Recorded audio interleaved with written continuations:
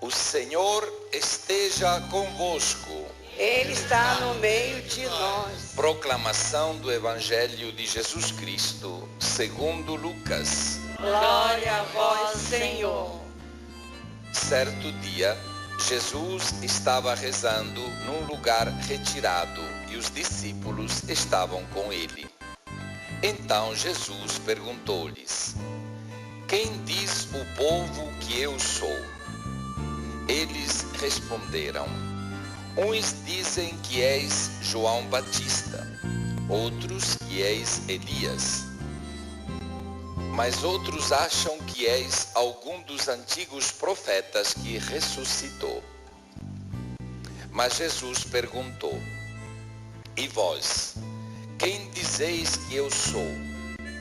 Pedro respondeu: O Cristo de Deus. Mas Jesus proibiu-lhes severamente que contassem isso a alguém e acrescentou: O Filho do Homem deve sofrer muito, ser rejeitado pelos anciãos, pelos sumos sacerdotes e doutores da lei, deve ser morto e ressuscitar no terceiro dia. Depois Jesus disse a todos: Se alguém me quer seguir, renuncie a si mesmo, tome sua cruz cada dia e siga-me. Pois quem quiser salvar a sua vida vai perdê-la, e quem perder a sua vida por causa de mim, esse a salvará. Palavra da salvação. Glória a vós, Senhor. Meus caros irmãos, minhas amadas irmãs, aqui presentes na capela, dedicada à Nossa Senhora da Visitação do Povo, e todos aqueles que nos acompanham através da rádio Sintonia do Vale, FM 99.3. Antes de fazer uma reflexão sobre o Evangelho, hoje eu gostaria de ler uma nota, a nota que os bispos, através do Conselho Permanente, que se reuniu em Brasília nesta semana, a nota que emitiram em relação às manifestações que no Brasil todo tomaram conta da rua e que fazem parte agora da nossa história mais recente. Sem fazer grandes comentários, porque a nota é breve, mas também bastante clara, para que todos nós possamos entender. A nota inicia com um título: Ouvir o clamor que vem das ruas.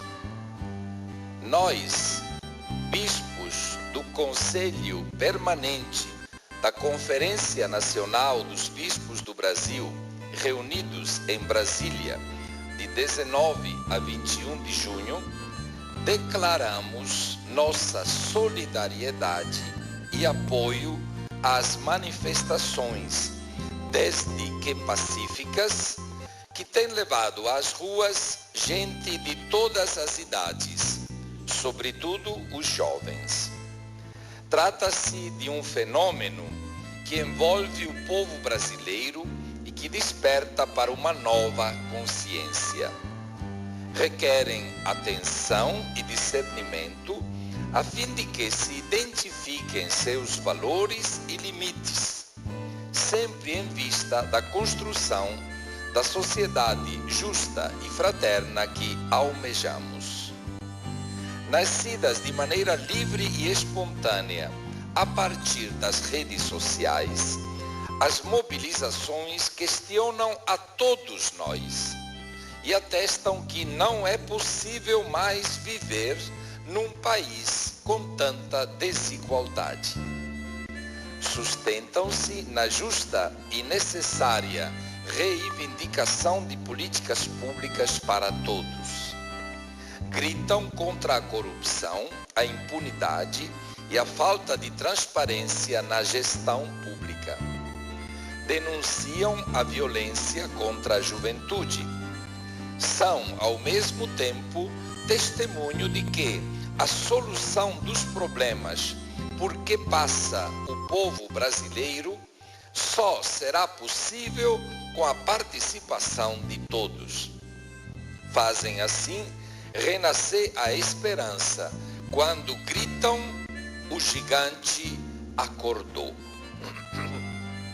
Numa sociedade em que as pessoas têm o seu direito negado sobre a condução da própria vida, a presença do povo nas ruas testemunha que é na prática de valores como a solidariedade e o serviço gratuito ao outro que encontramos o sentido do existir.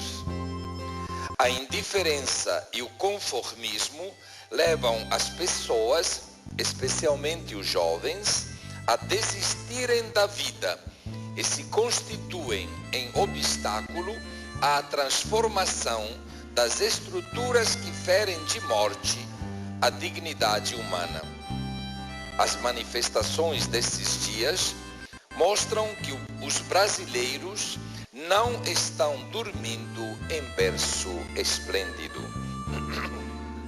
O direito democrático a manifestações como estas deve ser sempre garantido pelo Estado.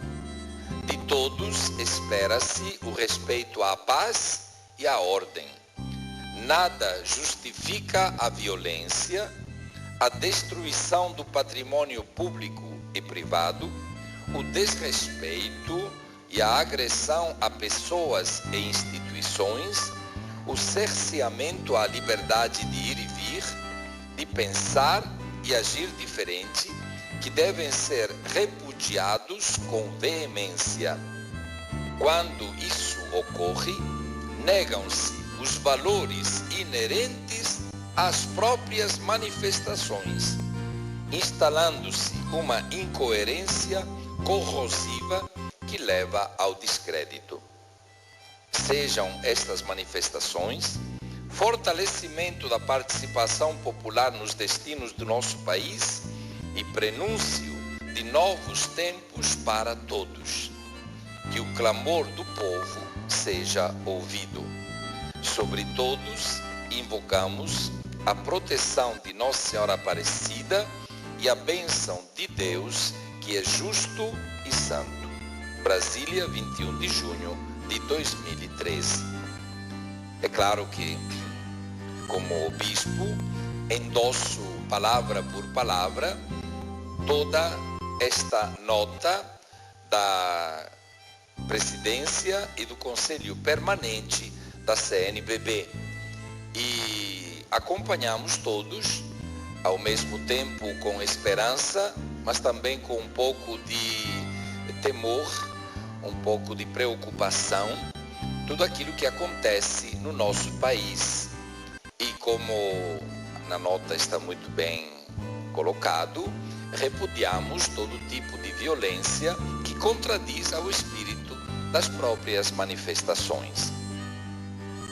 Eu fiz questão de ler esta nota, também porque sei que neste momento tem centenas e centenas de pessoas que estão acompanhando a nossa celebração ao vivo e, portanto, é justo que todos escutem a voz dos pastores e que saibam que, como bispo da nossa diocese, a gente está em plena sintonia, em comunhão plena com todos os pastores que acompanham estes eventos na nossa pátria. Dito isso, é importante que nós nos debrucemos agora sobre a liturgia da palavra, de maneira muito especial sobre o Evangelho. O Evangelho de hoje nos apresenta Jesus que interpela os seus apóstolos. Em primeiro lugar, Jesus deseja saber o que o povo pensa dele. Não é uma questão de opinião pública, de levantamento, não é? De dados, de pesquisa. Jesus não precisa disso. É quase que uma provocação que Jesus quer fazer aos seus apóstolos. De fato, depois da primeira pergunta, a qual responderam com todo tipo de resposta, Jesus faz uma segunda pergunta. Primeiro ele diz o que é que o povo pensa de mim. E o povo acerta numa realidade. Diz praticamente que Jesus é um profeta, um grande profeta. Pensam que seja Elias, que voltou à vida, pensam, mas no fim diz, um grande profeta. Portanto, o povo acerta nisso, dizendo que Jesus é aquele que fala não somente em nome de Deus, mas com autoridade. Em outras passagens se diz que o povo o escutava porque Jesus falava como quem tem autoridade. Não repete a doutrina dos outros, mas tem autoridade própria.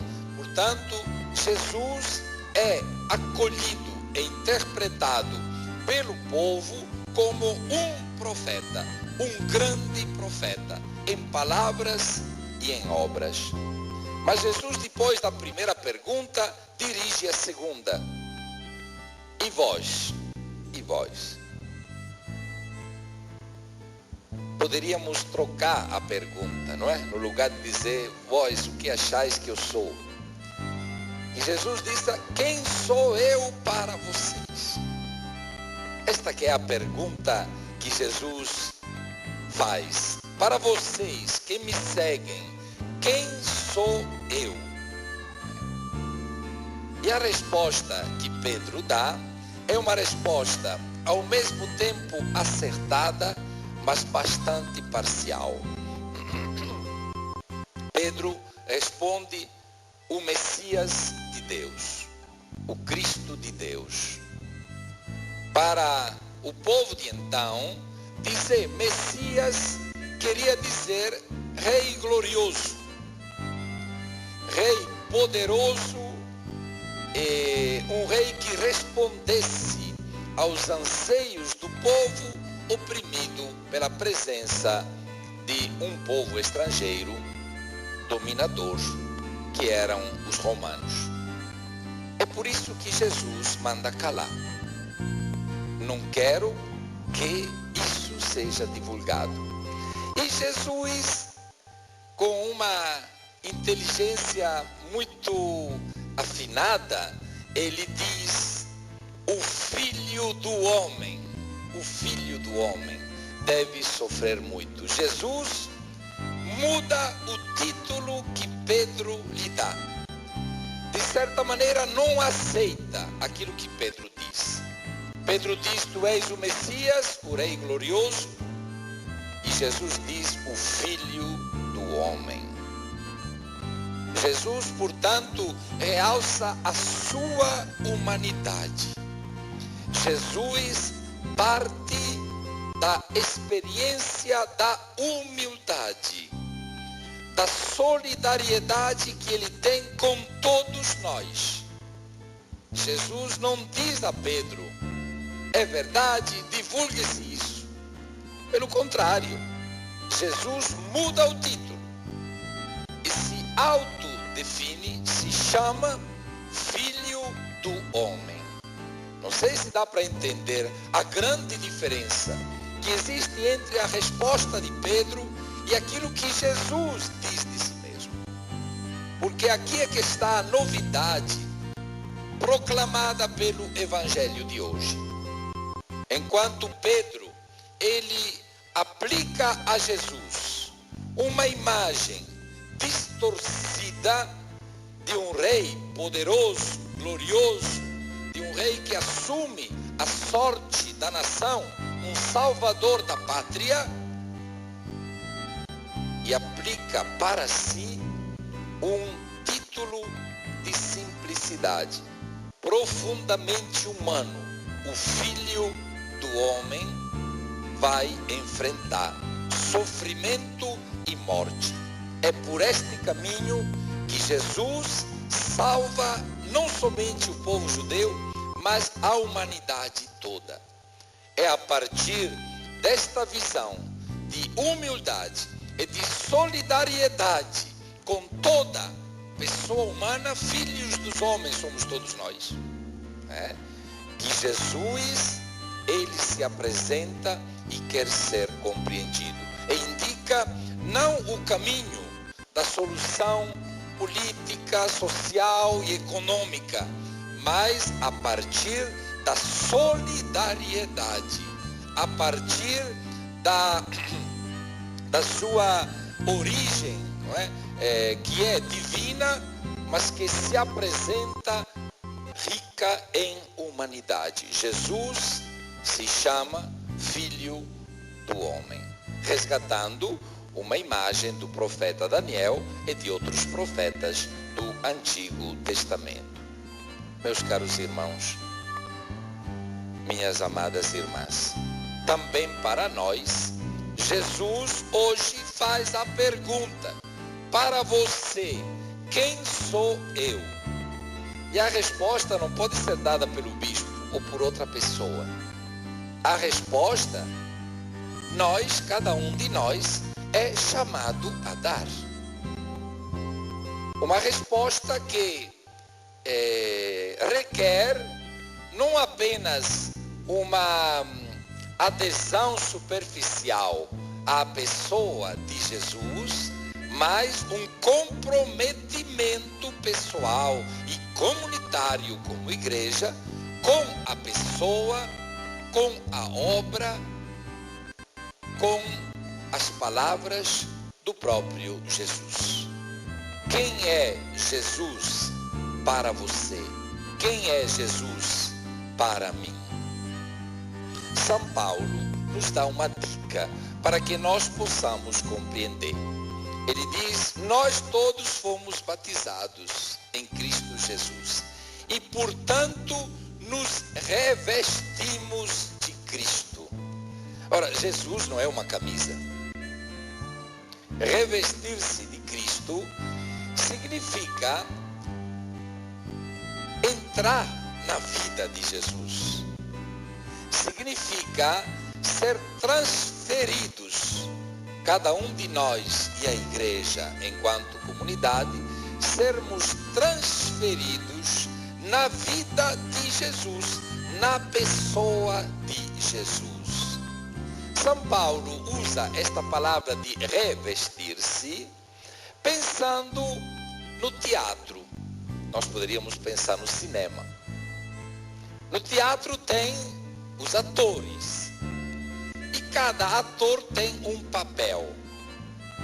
Um ator, uma atriz que não é muito rica ou que não tem toda esta fama, quando são chamados a apresentar um papel, eles no cinema ou no teatro são aquilo que representam. Se um ator é chamado a representar um rei, ele não somente se veste como um rei, com a coroa, mas ele no teatro, no cinema, é o rei. Ele assume o papel. Ele representa assumindo o papel. Se reveste do papel. Pronto. É neste sentido. Nós não devemos representar. É apenas uma comparação que Paulo faz. Nós não devemos fazer um papel teatral ou cinematográfico. Nós somos chamados a sermos a presença de Jesus hoje. Quem vê a gente, quem escuta a gente, quem nos observa, apesar dos nossos limites que existem e dos nossos pecados, deveria poder enxergar alguém que vive à maneira de Cristo Jesus. Isso significa revestir-se de Cristo. Não é apenas uma camisa, não é apenas uma túnica, não é uma roupa, apesar que o nosso povo, quando diz que uma pessoa realmente assume aquilo que diz, vestiu a camisa, né? O nosso povo usa esta expressão. Portanto, é bastante fácil para o povo brasileiro entender esta expressão de Paulo, revestir-se de Cristo. Vestiu a camisa, mas não no sentido de uma camiseta, mas de um estilo de vida. Pronto, um estilo de vida. Nós somos chamados a não apenas representar, mas a viver em nós Cristo Jesus. A sermos assumidos por Ele, entrar na altura, não é?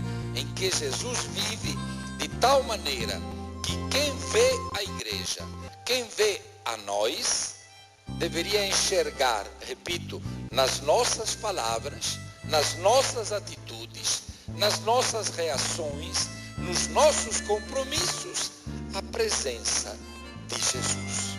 Porque nós fomos revestidos de Cristo. Fazemos não a parte de Jesus, mas nós assumimos a missão de Jesus a partir do estilo de vida de Jesus. Vestimos a camisa, como diz o povo brasileiro, isto é, estamos convictos de que em nós é Cristo que vive. Paulo, que usa esta expressão, vós vos revestistes de Cristo, ele conseguiu dizer de si, não sou mais eu que vivo, é Cristo que vive em mim. Pronto. O próprio Paulo se explica a si mesmo. Não sou mais eu que vivo, é Cristo que vive em mim. E acrescenta, a minha vida presente na carne, eu a vivo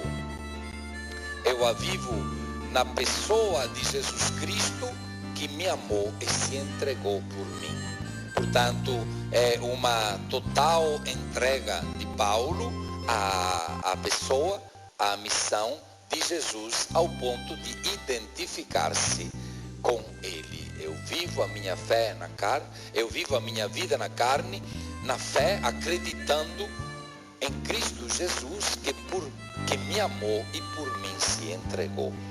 É isso, meus caros irmãos, minhas amadas irmãs, que nós somos chamados a viver a partir do Evangelho de hoje. Sabemos que não é fácil. A vida toda é uma entrega ao Senhor. A vida toda é uma busca de identificação com o Senhor. E é importante que a gente verifique isso na vida da gente e acerte o rumo. O pecado, a fragilidade, sempre estarão presentes na nossa vida. O modelo é Ele, não somos nós. Ele deu a sua vida por nós, nós também somos chamados a dar a nossa vida pelos irmãos, mas é Ele o modelo, é Ele a perfeição no amor e na doação que nós somos chamados a seguir, recomeçando a cada dia, a cada instante da nossa vida. Que Ele, portanto, nos ajude a vivermos de tal maneira a vida dele em nós, que possamos, da melhor maneira possível, expressar toda a riqueza da vida de Jesus na nossa própria experiência diária, cotidiana. Assim seja. Amém.